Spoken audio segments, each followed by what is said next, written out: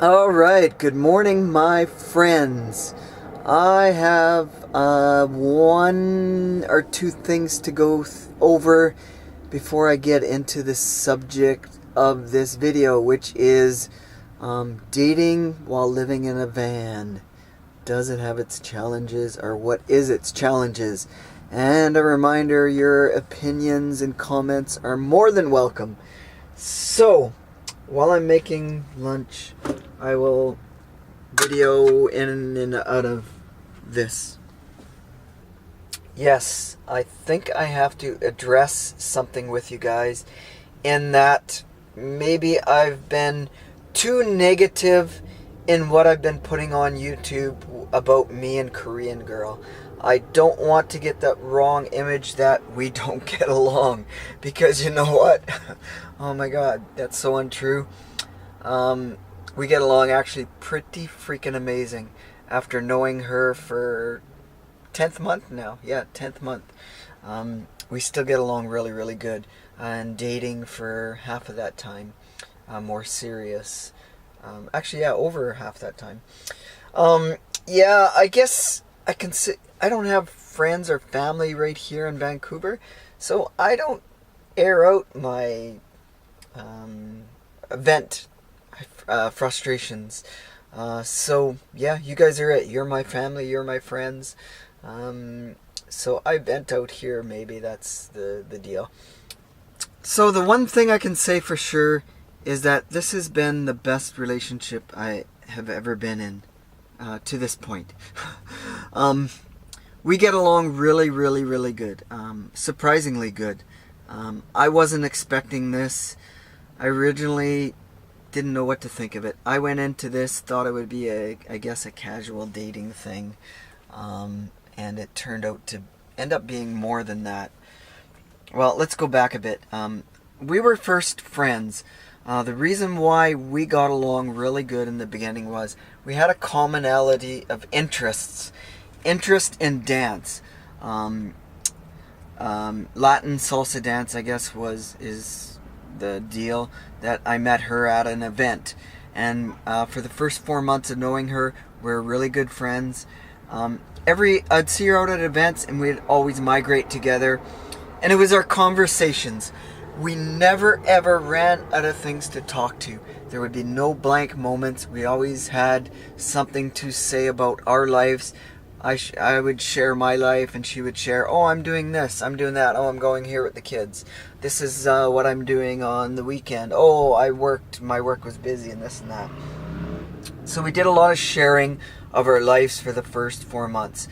We got along good, and dancing together, it was really close connection. So that was a commonality.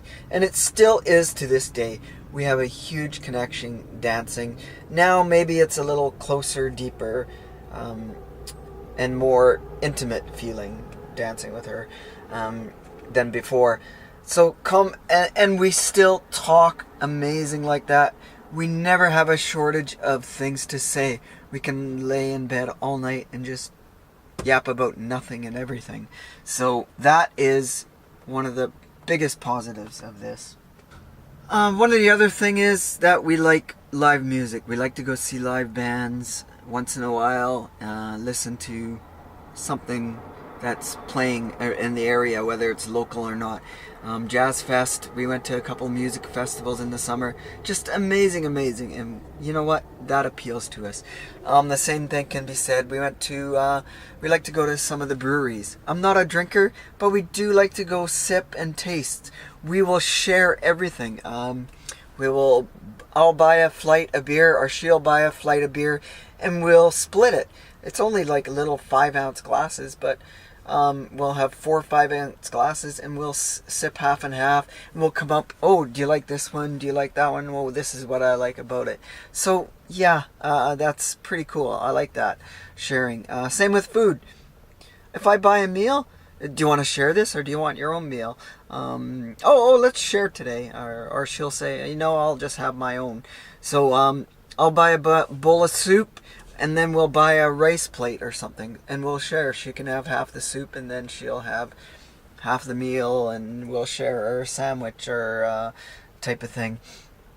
So we do a lot of sharing, and that seems to add to the intimacy and closeness to us. So you know what? I enjoy it, and she loves it too. So, you know. In saying that, all the decisions that we make, it's a mutual decision. Neither of us gets upset that the other doesn't get their way or I get my way. It's always like, what do you think we should do? Should we go to see the sky? Do you want to go away this weekend? Do you want to stay in town to this weekend? Do you want to go dance? Do you want to go to an event? Do you want to just eat out and do nothing? Do you want to go to a movie? It's always a mutual decision.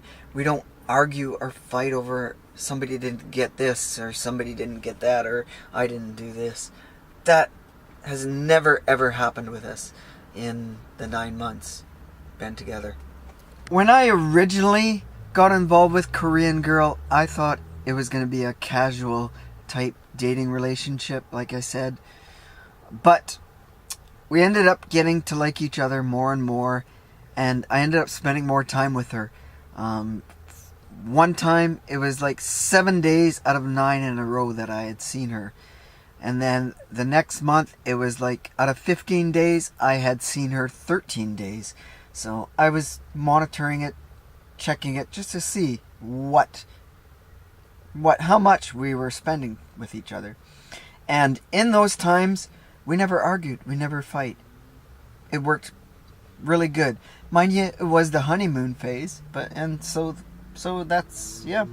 The other connection is obvious in a loving relationship. It's a sexual connection. With her, it's definitely a strong sexual connection that has been built up over time.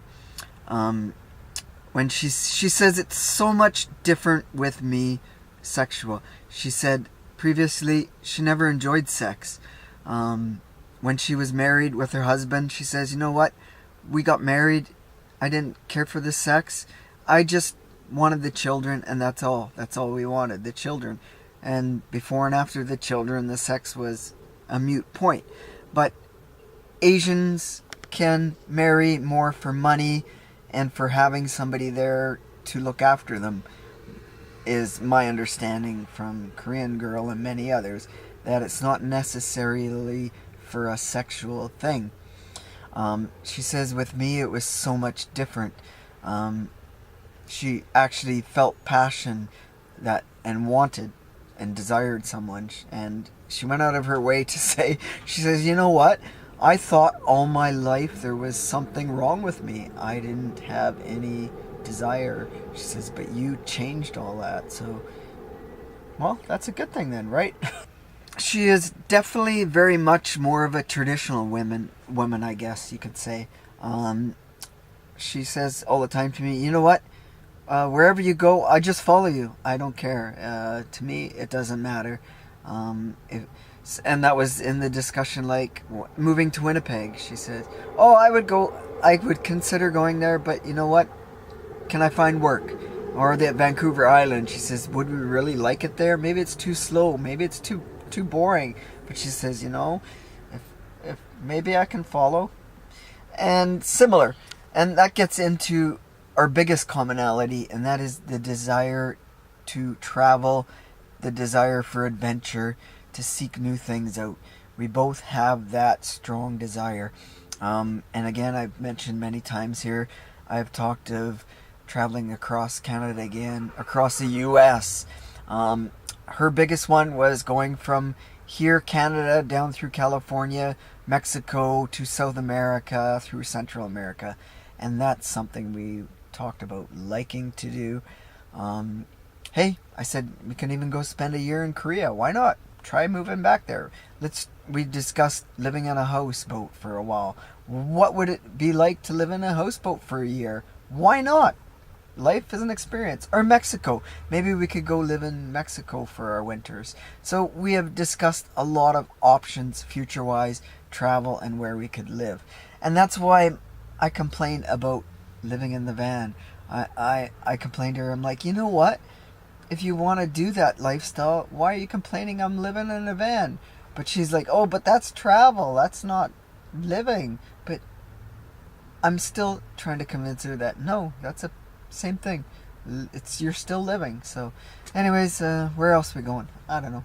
Okay, well, I've seemed to lost track of my time yapping about our relationship and not talking as much about dating and living in a van.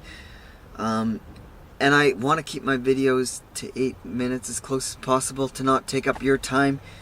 So I'll just end this maybe by saying one of the biggest challenges, I think, of living in a van or a vehicle or RV and a relationship with somebody else would be space. Don't have a lot of space, so it's a tricky situation. For us, it hasn't been too bad. For us, it's been pretty good because she's a tiny person, 5'1". I'm only 5'8"-ish. So for us, the room isn't too bad. Sometimes to get around her, I'll have to move her out of my way a little bit as I'm going about business in the van. But overly, space in a van for one person is cramped, let alone two. So that is a challenging aspect. We're not living here full time in this van, only me. She's got her own place, her own free time, which is a good thing because then we get separate time together and she doesn't get sick of me. But long term living in this, it could get to a couple people, right? So that would be challenging. I don't know how others do it. If you guys are having a couple relationship and living in a vehicle, let me know if it's challenging or comment on how you guys deal with it. But anyways, I'll still come back. Next one, I'm not talking about my relationship personally. I will talk strictly about challenges and ask for your guys' comments next time again. So anyways, hey, you know the routine. Cheers and stay awesome, guys. I'm gonna go and yeah, nap time and next video. See ya.